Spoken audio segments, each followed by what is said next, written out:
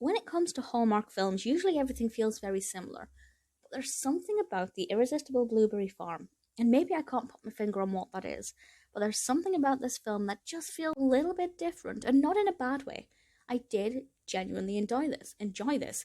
It's released in 2016, directed by Kristoffer Tabori, written by Mary Simses and Melissa Salmons. I apologise if I mispronounced any of those surnames.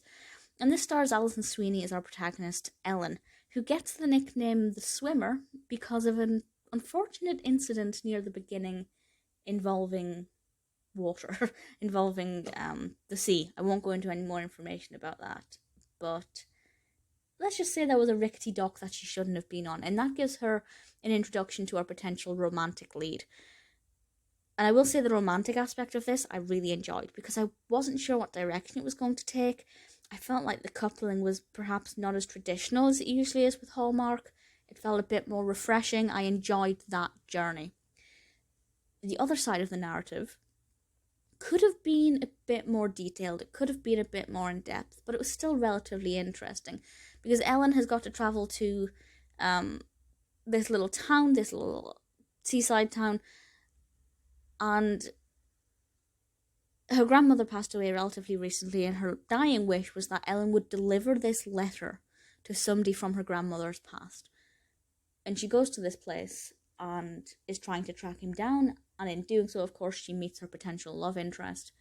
But she also begins to learn more about her grandmother's past and secrets that her grandmother kept. And that aspect of it is interesting. What I love, Shirley Jones as her grandmother, Ruth. Now, how can her grandmother be in this when she's dead? It's really good, and I think that's one of the reasons why it doesn't feel like a Hallmark film, because that's not something I've seen from a Hallmark film where they've incorporated this kind of character. I can't say any more without spoiling it, but I just found that really interesting and a really fun decision that gave it just a little extra dimension. And I really liked the character of Ruth. I thought she was great. The artwork, which I won't say any more about, but I really enjoyed that aspect of it. And I thought Ellen fit in really well very quickly.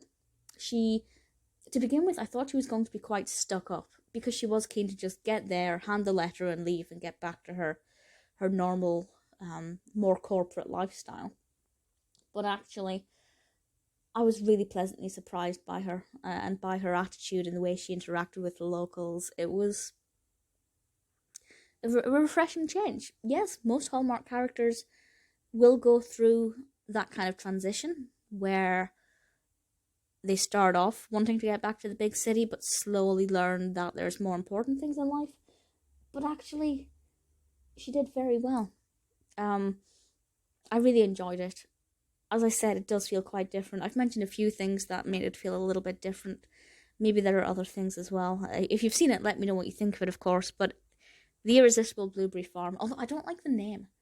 The name The Irresistible Blueberry Farm just sounds really weird to me. But it kind of makes sense. But if you haven't seen it, and it sounds like your kind of film, I'd say it's one that's definitely worth a watch. It's refreshing, and one that I'm definitely happy to recommend.